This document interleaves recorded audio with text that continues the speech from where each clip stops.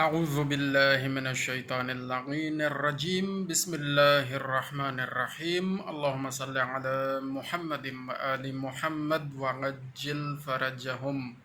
الحمد للہ الذی جعلنا من المتمسکین بولایت علی ابن ابی طالب علیہ السلام۔ آج 18 ذی الحج ہے اور آج کے دن مولا حضرت محمد مصطفیٰ صلی اللہ علیہ وآلہ وسلم نے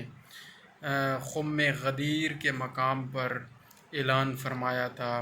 من کنت مولاہ فہذا علی مولاہ، کہ جس کا میں مولا ہوں، یعنی حضور پاک صلی اللہ علیہ وآلہ وسلم خود فرما رہے ہیں۔ تمام اصحاب کی موجودگی میں جو حج کر کے واپس آ رہے تھے غدیر خم کے مقام پر، اور دن کا ٹائم تھا اور گرمیوں کا موسم تھا، جیسے اب بھی گرمیوں کا موسم ہے اور آپ دیکھ رہے ہیں کہ کتنی شدید گرمی ہے۔ تو اسی طرح کی گرمیاں ہوں گی، اس موسم میں حضور پاک صلی اللہ علیہ وآلہ وسلم نے تمام اصحاب کو روکا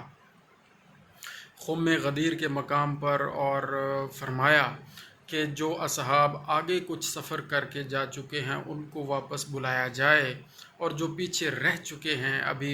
اس قافلے کے ساتھ ہمارے ساتھ نہیں مل سکے ان کے آنے کا انتظار کیا جائے۔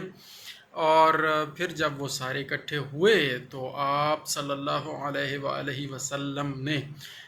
خطبہ شروع کیا، اور خطبے میں سب سے پہلے آپ صلی اللہ علیہ وآلہ وسلم نے اللہ تعالیٰ کی حمد بیان فرمائی، اور پھر بہت ساری چیزیں بیان فرمائیں، اور آنے والے کچھ واقعات بیان فرمائے، کچھ حالات بیان فرمائے، کچھ احکامات بیان فرمائے، اور کچھ حصہ جیسے ہم بچپن سے بھی اسکولوں میں بھی پڑھتے آئے ہیں کہ کسی عربی کو اجمی پر اور کسی اجمی کو عربی پر کوئی فضیلت حاصل نہیں سوائے اس کے کہ جو متقی ہو یا جس کے پاس تقوی ہو وہ زیادہ فضیلت رکھتا ہے۔ تو یہ سارے اس کے متن ہیں، مختلف موارد موجود ہیں، اور اس میں سب سے اہم بات جو بہت کم بیان کرتے رہے ہیں بچپن میں، جو ہم نے نہیں سنی تھی، اب ہم زیادہ پڑھتے بھی ہیں، سنتے بھی ہیں، اور علماء اب اس پہ گفتگو بھی کرتے ہیں، وہ یہ ہے کہ من کنت مولاہ فہذا علی مولا۔ اور مولانا طارق جمیل صاحب نے بھی بیان کیا کہ من کنت مولاہ فعلی مولا، تھوڑا سا یہ فرق ہے، فہذا علی مولا یا فعلی مولا، انہوں نے یہ حدیث اس طرح بیان کی ہے۔ تو جس کا میں مولا ہوں اس کا علی مولا ہے۔ تو سب سے پہلے تو مولا رسول حضرت محمد مصطفیٰ صلی اللہ علیہ وآلہ وسلم کو مولا ماننا پڑے گا، اور مولا یہاں دوست کے معنوں میں نہیں ہے، وہ عام جو دوست کے معنی لیے جاتے ہیں وہ نہیں ہے، سردار کے معنوں میں ہے، حاکم کے معنوں میں ہے، آقا کے معنوں میں ہے، کہ جس کا میں سردار ہوں اس کا یہ علی بھی سردار ہے۔ اور ہاتھ مولا علی علیہ السلام کا پکڑ کے بلند کر کے دکھایا، اور تمام اصحاب تقریباً کم و بیش 1.25 لاکھ اصحاب کی موجودگی میں جو حج کر کے آ رہے تھے، حاجی بھی تھے، ان کی موجودگی میں دن دہاڑے کڑکتے سورج میں گرمیوں کے موسم میں یہ اعلان فرمایا۔ اور یہ کیوں فرمایا؟ اپنے دل کی خواہش سے نہیں فرمایا۔ حضور پاک صلی اللہ علیہ وآلہ وسلم کے پاس حضرت جبرائیل علیہ السلام اللہ تعالیٰ کے حکم سے تشریف لائے، اور سورۃ المائدہ میں یہ آیت مبارکہ موجود ہے کہ بلغ ما انزل والی آیت ہے۔ پوری آیت میں اب خدا نخواستہ اگر پڑھوں تو کوئی غلطی نہ ہو جائے، اب میں اتنا ظاہر ہے کوئی عالم نہیں ہوں۔ تو سورۃ المائدہ میں یہ آیت موجود ہے، اور 67 آیت کا نشان ہے۔ اس میں فرمایا گیا ہے کہ اے رسول آپ پہنچا دیجئے وہ جو آپ کے رب نے آپ کو عطا کیا ہے، اور اگر آپ نے یہ پیغام نہ پہنچایا تو آپ نے رسالت کا کوئی بھی کام سر انجام نہیں دیا۔ یہ کام انتہائی اہم ہے، یعنی یہ میں اخذ کر رہا ہوں کہ یہ اتنا اہم کام تھا کہ حضور پاک صلی اللہ علیہ وآلہ وسلم جو حبیب خدا ہیں، سید الانبیاء ہیں، آخری نبی ہیں، انہیں اللہ تعالیٰ اس طرح یعنی اس بات کی اہمیت کو واضح کرنے کے لیے اللہ تعالیٰ اس طرح اللہ تعالیٰ نے آیت اتاری، موجود ہے سورۃ المائدہ، پڑھیں اس کا ترجمہ پڑھیں، بلغ ما انزل الیک، کہ اے رسول آپ وہ پہنچا دیں جو آپ تک آپ پر نازل کیا گیا ہے، اگر آپ نے وہ پہنچایا نہ، وہ پیغام نہ پہنچایا تو آپ نے رسالت کا کوئی کام انجام نہیں دیا۔ سارا کچھ تو پہنچ گیا تھا، اس کے باوجود یہ آخری پیغام پہنچانا ضروری تھا۔ اور پھر اس کے بعد اللہ پاک نے پھر جب یہ پیغام حضور پاک نے پہنچا دیا سوالات صحابہ کی موجودگی میں کہ من کنت مولا ہو فعلی مولا یا فہذا علی مولا، جس کا میں مولا ہوں اس کا یہ علی مولا ہے، کہ اب یہ امام ہے، امام برحق ہے، اور میرے بعد کیونکہ حضور نے فرما دیا تھا کہ اگلے سال شاید میں آپ میں نہ رہوں اور آپ لوگوں میں میں ہو سکتا ہے اب آپ سے دوبارہ اس طرح حج پہ اگلے سال تک مجھے نہیں لگتا کہ میں یہاں آپ سے ملاقات کر سکوں۔ تو حضور پاک کو اطلاع ظاہر مل چکی تھی کہ آپ یہاں اس دنیا سے تشریف لے جانے والے ہیں، تو یہ کام انتہائی ضروری ہے، دین کی باغ ڈور، سرداری، امامت، کیونکہ نبوت کا سلسلہ ختم ہو چکا ہے۔ حضرت آدم علیہ السلام سے لے کے آخری نبی حضرت محمد مصطفیٰ صلی اللہ علیہ وآلہ وسلم تک جو سلسلہ نبوت چلا اور جو دین کی محنت چلی، وہ اب آگے شفٹ کرنی تھی، اس محنت کو، اس باغ ڈور کو، اس سرداری کو، اس جانشینی کو امامت کی صورت میں شفٹ کرنا تھا، اور اس میں اول امام حضرت امام علی علیہ السلام کو مولا بنا کر اعلان کر کے سوالات کے مجمع میں خم غدیر کے مقام پہ یہ اعلان کر کے اللہ پاک نے یہ اس طرح شفٹ اوور کیا سرداری کا نظام۔ اور پھر تمام 12 ائمہ کے بارے میں بھی حضور پاک نے اطلاع دی اسی خطبے میں۔ خطبہ موجود ہے میری فیس بک وال پہ بھی موجود ہے، ڈاکٹر محسن عباس فیس بک آپ سرچ کر لیجئے، اس پہ میں نے پورا خطبہ وہ لنک شیئر کیا ہوا ہے، کو 51 منٹس کا ایک خطبہ ترجمہ کے ساتھ، اردو ترجمہ میں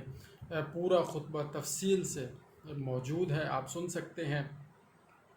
اس میں سارے احکامات ہیں، 12 ائمہ کا ذکر ہے، آخری امام حضرت محمد مہدی علیہ السلام جن کا اب یہ زمانہ چل رہا ہے، ہمارے زمانے کے امام ہیں، ان کا ذکر موجود ہے، اور اس طرح مولا، سردار، حاکم، آقا بنا دیا گیا امام علی علیہ السلام کو۔ اور پھر تمام اصحاب سے بیعت لی حضور پاک صلی اللہ علیہ وآلہ وسلم نے اللہ کے حکم سے مولا امام علی علیہ السلام کے لیے، اور سب نے اقرار کیا سوائے ایک شخص کے جس کا نام حارث تھا۔ اس نے کہا یا رسول اللہ ہم سب کچھ مان گئے، آپ نے دین کا جو بھی حکم دیا ہم نے مانا، آپ نے جنگیں کروائیں ہم نے کی، آپ نے نماز دی ہم نے لی، آپ نے روزہ دیا ہم نے رکھا، تمام احکام، حج کہا ہم نے حج کیا آپ کے ساتھ۔ اب آپ نے مولا امام علی اپنے چچا زاد بھائی کو، اپنے عزیز ترین اور قریب ترین کو ہی اپنا جانشین اور اپنا وصی اور اپنی امام بنا دیا، آپ نے پہلا امام بنا دیا، تو ہم یہ نہیں مانیں گے، نعوذ باللہ۔ اس نے انکار کیا، اور پھر نعوذ باللہ استغفر اللہ استغفر اللہ استغفر اللہ، اس نے کہا کہ جی اگر آپ سچے ہیں اور اللہ کی طرف سے یہ حکم ہے تو مجھ پر عذاب آ جائے، اللہ معاف کرے۔ اور پھر اس نے عذاب خود مانگا، اور اسے یہ بھی شاید کوئی زعم تھا اس کے ذہن میں ہوگا، اللہ معاف کرے، کہ حضور پاک صلی اللہ علیہ وآلہ وسلم رحمت للعالمین کی موجودگی میں عذاب نہیں آئے گا، کیونکہ وہ تو رحمت للعالمین ہیں۔ لیکن یہ کام، یہ اعلان اور اس پر ایمان انتہائی ضروری تھا، اس لیے اللہ پاک نے عذاب اس پہ نازل کیا، اور وہ وہیں جل کر راکھ ہوا، اور ایک پتھر آیا اس پہ لگا اور وہ سر سے نیچے تک اس کو پار کیا، اور وہ وہاں ختم ہوا۔ باقی تمام اصحاب نے بخن بخن یا علی، مبارک ہو یا علی، کی صدائیں لگائیں، حضرت عمر نے بھی مبارکباد دی اور تمام اصحاب نے مبارکباد دی، سب نے بیعت کی، اور تمام علماء اور باقی کافی علماء یہ بتاتے ہیں کہ 3 دن تک وہاں خیمے بھی لگائے گئے اور بیعت کا سلسلہ جاری رہا۔ اور کچھ علماء کہتے ہیں کہ اقرار لیا گیا منہ سے، اور کچھ کہتے ہیں کہ ایک رسی رکھی گئی، ایک لمبی رسی، اس کے ذریعے سے تمام اصحاب نے اس رسی کو جتنے پکڑ سکتے تھے ایک وقت میں پکڑ کے بیعت کی، اور پھر گروہ در گروہ اس طرح بیعت ہوتی رہی۔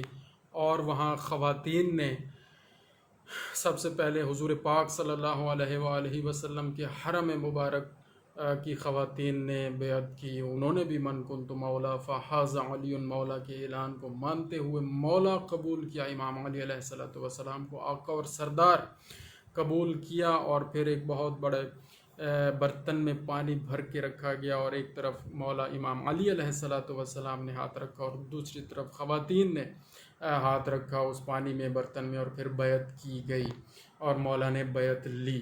تو آج کا دن عید غدیر کا دن ہے، عید اللہ الاکبر کا دن ہے، بہت خوشی کا دن ہے کہ امامت کا سلسلہ شروع ہوا، اور پہلے امام علی علیہ السلام مقرر ہوئے، حضور پاک نے خود اللہ کے حکم سے مقرر کیے، مولا سردار آقا بنایا، اور پھر 12 اماموں کا ذکر بھی کیا، آخری امام تک کا ذکر موجود ہے۔ اس لیے دین میں یہ عظیم اہمیت کا دن ہے، اور بہت بڑی سرداری، مولا علی علیہ السلام کی سرداری کا دن ہے، اس کے اعلان کا دن ہے، تو بہت خوشی کا دن ہے، اس کو منایا جائے۔ اب اس کو کچھ اللہ تعالیٰ